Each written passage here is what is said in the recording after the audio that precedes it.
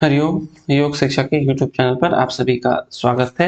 आज हम पढ़ने वाले हैं वेदों का संक्षिप्त परिचय। ऐसे नहीं पढ़ेंगे जैसा कि आप लोगों ने अब तक पढ़ता आया है। तो वेद शब्द का अर्थ क्या हुआ? ज्ञान। और याज्ञवल्क्य स्मृति में ज्ञान के 14 सूत्रों का उल्लेख मिलता है। कौन कौन से? वेद के 4, वेदांग के 6, पुराण, न्याय, मीमांसा, धर्मशास्त्र। श्लोक क्या कहता है इसको देख लीजिए। पुराण, न्याय, मीमांसा, धर्मशास्त्रांग मिश्रिता वेदा स्थानानि विद्यानाम धर्मस्य च चतुर्दश। तो जब आप इन सबको ऐड कीजिएगा तो ये आपके 14 आपके आ जाएंगे। आगे देखते हैं। वेद शब्द की उत्पत्ति विद धातु में घ प्रत्यय लगने से हुई। हर एक शब्द किसी न किसी एक धातु से, जैसे युज धातु से उत्पन्न देखते हैं, ठीक उसी तरीके से जो शब्द आपने कहीं देखा होगा गत्वा, पित्वा, खादित्वा, ये सब किसी न किसी धातु से, सब में कत्वा प्रत्यय लगा हुआ है, जिसका अर्थ जैसे गत्वा का अर्थ हो गया जाकर, पीत्वा पीकर, खादित्वा खाकर। ठीक उसी तरह वेद का अर्थ क्या हुआ? जानना। तो जब ऋषि ध्यान की स्थिति में गए तो उन्हें मंत्र दिखाई दिए। उन्होंने उसे कभी लिखा नहीं ना, उन्होंने उस मंत्र को देखा। इसलिए हम लोग उन ऋषि को मंत्र दृष्टा कहते हैं ना, ऋषि को मंत्र दृष्टा। कोई ऋषि ने जैसे कोई मंत्र देखा तो वह मंत्र की विद्या अपने पुत्र को देंगे। जैसे उनके 2 पुत्र हुए तो अपने पुत्र को देंगे, ये अपने पुत्र को देंगे। तो इस तरीके से श्रुति परंपरा से ये सारे ज्ञान एक पीढ़ी से दूसरे पीढ़ी चलते गए। अब किन्हीं ऋषि के कोई पुत्र नहीं तो वो अपने इस मंत्र का ज्ञान अपने शिष्य को देंगे जो उनके प्रिय शिष्य होंगे। फिर वो अपने शिष्य को या वह अपने शिष्य को। तो इस तरीके से श्रुति परंपरा से यह ज्ञान चली आ रही थी। अंत में इसे क्रमबद्ध किया गया। आज प्रेजेंट में 4 वेद देखते हैं ना, 4 वेद। ये पहले एक ही वेद थे ना, एक संपूर्ण वेद थे। इनको क्या किया गया? 4 भागों में बांटा गया। कौन कौन?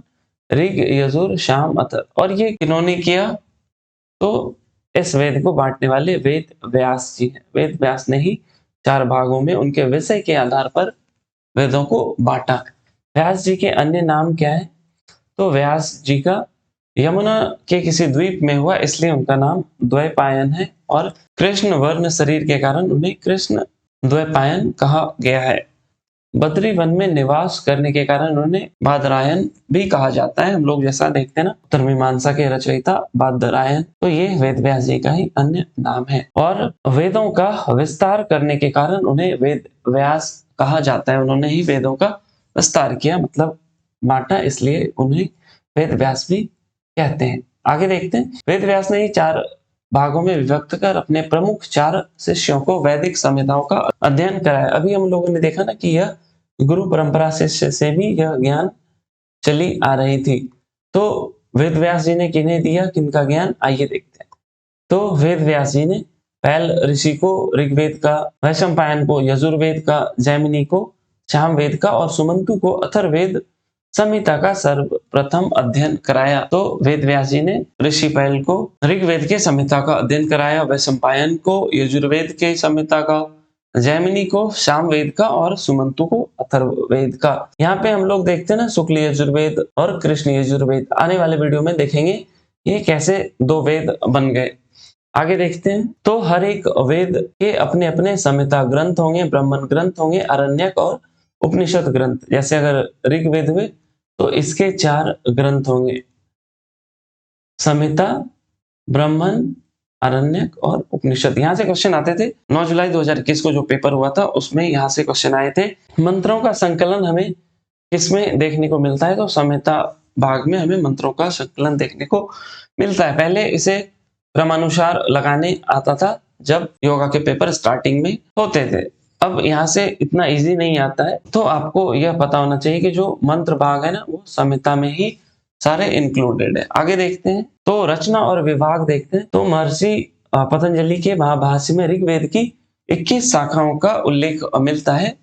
ऋषि शौनक के चरण व्यूह, ऋषि शौनक द्वारा रचित ग्रंथ है, जिसमें हमें ऋग्वेद की 5 शाखाएं देखने को मिलती है। 5 कौन कौन से हैं? शाकल, भास्कल, अश्वलायन, सांख्यायन और मंडूकायन। ये हमारे 5 शाखाएं देखने को मिलती है। लेकिन जो मुख्य रूप से प्रचलित है, जो शाखाएं आज हमें उपलब्ध है, वह हमारे साकल शाखाएं हैं या साकल संहिता कहते हैं। आगे बात करें तो ऋक उन मंत्रों को दिया गया नाम है जो देवताओं की प्रशंसा के लिए प्रयोग किया जाता है। तो हम लोग जो देवताओं की स्तुति या प्रशंसा के लिए मंत्र का प्रयोग करते हैं उन्हें हम लोग क्या कहते हैं, ऋक कहते हैं। और ऋक का संग्रह ऋग्वेद संहिता के रूप में जाना जाता है। ऋक, ऋग्वेद, यजु, यजुर्वेद, साम, सामवेद। तो ये तीनों मैच द फॉलोइंग में भी क्वेश्चन बन जाए। हम अक्सर देखते हैं ना ऋग्वेद में 10,552 मंत्र है। 10,552 मंत्र कहाँ है? क्या केवल संहिता भाग में है या संहिता ब्राह्मण मिला के या संहिता ब्राह्मण, अरण्यक या उपनिषद, ये चारों मिला के, या फिर केवल एक में या केवल किन्हीं दो में?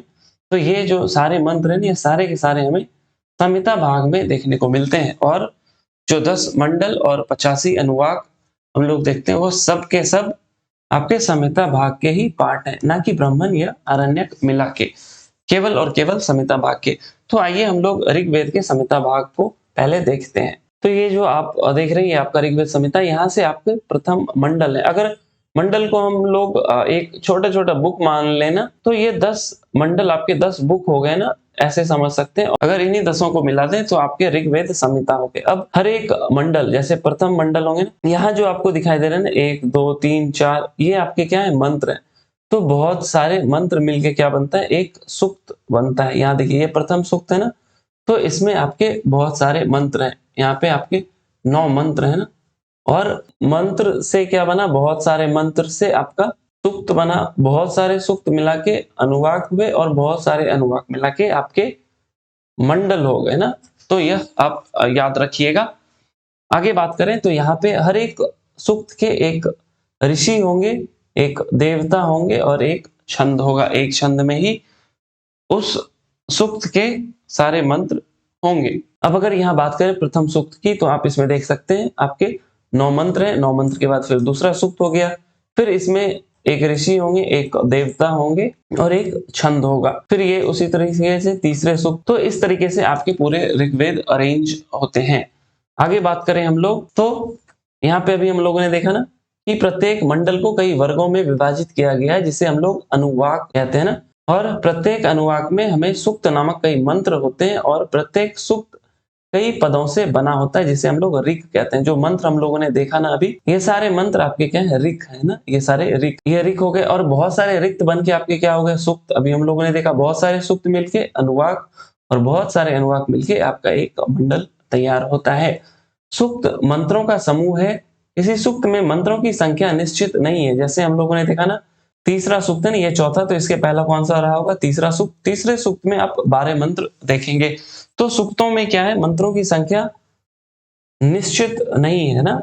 तो प्रत्येक सूक्त के एक देवता होंगे, हर सूक्त छंदबद्ध होगा, और प्रायः यह सूक्त पूरे सूक्त के लिए सामान्य होगा। सामान्य क्या होगा, ये छंदबद्ध, जो छंद है ना, और देवता, ये एक सूक्त के लिए होंगे। लेकिन सूक्तों में मंत्रों की संख्या असामान्य हो सकती है। आगे बात करें तो अब यहाँ पे ऋग्वेद संहिता में 10 मंडल अभी हम लोगों ने देखा, ये संहिता में ही है, ना कि ब्राह्मण, अरण्यक या उपनिषद मिला के, या किन्हीं 2 को या किन्हीं 3 को मिला के नहीं। ये केवल और केवल आपके संहिता भाग में ही है। 10 मंडल, 85 अनुवाक, 1028 सूक्त, 10,552 मंत्र, ये केवल आपके ऋग्वेद संहिता के कंटेंट या इंडेक्स हैं।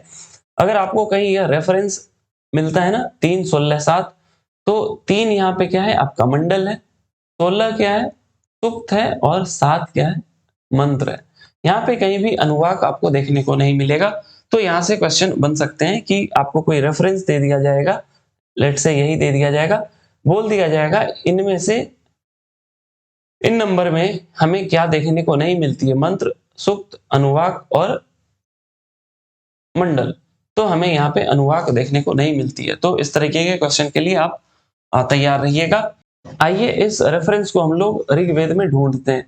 तो अभी हम लोग यहाँ पे प्रथम मंडल में है ना, ठीक उसी तरीके से आपका इसके नीचे जाते जाएंगे तो आपको दूसरा मंडल मिलेगा, फिर नीचे जाएंगे तो आपको फिर तीसरा मंडल मिल जाएगा। और आगे क्या ढूंढना है अपने को, 3, 16 और 7। तो ये हमारा प्रथम सूक्त है। तो फिर नीचे जाएंगे तो आपको ये आपके दूसरे सूक्त हो गए, तो जब आप यहाँ पे 16वें सूक्त में आएंगे और यहाँ पे फिर आप देखिएगा कि आपको यहाँ पर 6 मंत्र ही दिखाई देते हैं। ये आपका 6 मंत्र, ये 7वां मंत्र नहीं है। तो अगर 7वां मंत्र होता तो वो 7वां होता और फिर 17वां सूक्त शुरू हो गया तो हमें देखने को क्या नहीं मिला, अनुवाक देखने को कहीं नहीं मिला। आपको क्या सबसे पहले मिले मंडल, मंडल में जब आप गए सूक्त, सूक्त में गए तो मंत्र। तो यही रेफरेंस आपको याद रखना है कि ये आपका मंडल हो गया, ये आपके सूक्त हो गए, ये 7 आपके मंत्र हो गए। तो यहाँ कहीं भी आपको अनुवाक देखने को नहीं मिला।